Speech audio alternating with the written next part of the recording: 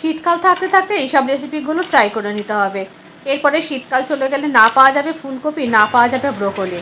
আজকে আপনাদের সাথে ভীষণ সুন্দর একটা রেসিপি শেয়ার করব ফুলকপি এবং ব্রোকলি দিয়ে। একদম ফুলকো ফুলকো নরম মুচমুচে ক্রিস্পি ক্রাঞ্চি যেটাই বলেন, একদম খাস্তা ফুলকপির হচ্ছে পকোড়া। তার জন্য আমি এখানে বেশ কিছুটা পরিমাণ মুসুরির ডাল, এখানে হাফ বাটি মতো মুসুরির ডাল আছে, মানে ফুলকপি যতটা সেই হিসাবে নেবেন।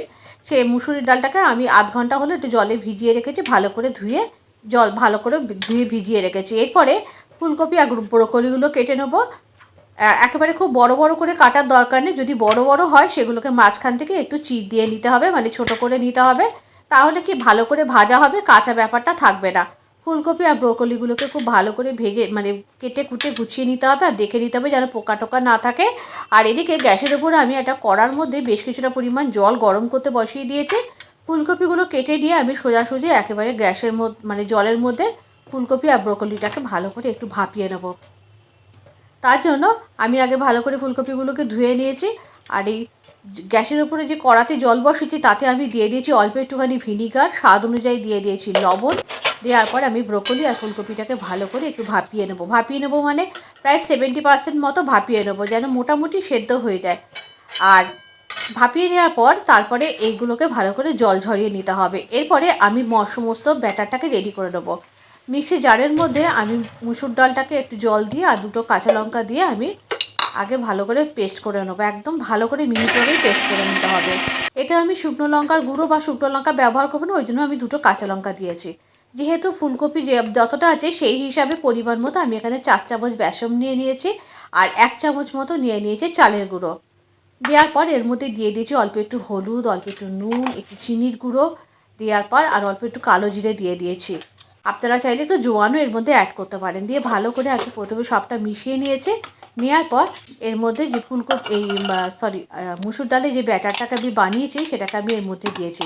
এরপরে মিক্সি জার ধোয়া জলটা অল্প অল্প করে দিয়ে খুব ভালো করে একটা মিহি একটা স্মুথ ব্যাটার বানিয়ে নেবো। প্রথমে আগে ভালো করে বেসনটাকে মেখে নিতে হবে, তাহলে তো বেসনের মধ্যে দলা ধরে যাবে। আগে ভালো করে মিশিয়ে নিতে হবে, তারপর অল্প অল্প করে জল দিয়ে বারে বারে এটাকে জল দিয়ে দিয়ে মাখতে হবে। আমি মাখাটা একটু বেশি সময় দেখাচ্ছি এই জন্যে, যত বেশি বেসনটাকে ফাটাবেন তত ভালো হবে, ক্রিস্পি এবং ক্রাঞ্চি হবে এই ফুলকপি পকোড়াগুলো।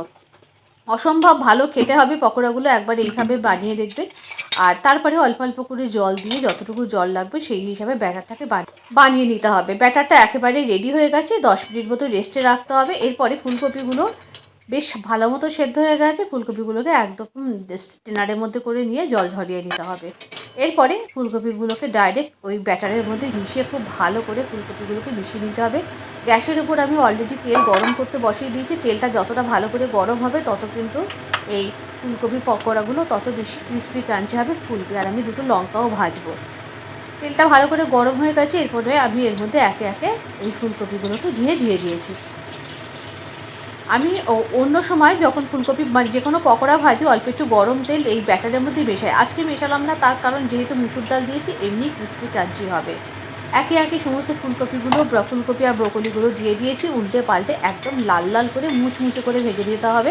প্রথমে একটু মিডিয়াম টু লো ফ্লেমে ভাজতে হবে, তারপরে গ্যাসের ফ্লেমটা জোর করে এগুলোকে ভেজে নিতে হবে। লঙ্কা দুটোও দিয়ে দিয়েছি, লঙ্কা দুটো অবশ্যই ছিঁড়ে দেবেন, নয়তো মানে লঙ্কা ফেটে গায়ে আসবে কিন্তু। আর তারপরে এই ফুলকপিগুলোকে খুব ভালো করে ভেজে নিয়েছি। গরম গরম এই ফুলকপি চায়ের সাথে ভালো লাগবে, শুধু মুখে ভালো লাগবে, ডালের পাতে ভালো লাগবে, গরম ভাতে অল্প একটু ঘি দিয়ে খেতে পারেন, যে কোনো কিছুতে কিন্তু এই ফুলকপির পকোড়াটা খুব ভালো লাগবে। আজকে আমি এটা আমিষভাবে দেখাইনি, নিরামিষ দেখিয়ে, আপনারা চাইলে এটাকে পেঁয়াজ দিয়ে করতে পারেন। কেমন হলো রেসিপিটা জানাবেন। ওপর থেকে একটু বিট নুন ছড়িয়ে দিয়েছি, দেখুন কতটা ক্রিস্পি হয়েছে। রেসিপিটা কেমন হয়েছে জানাবেন।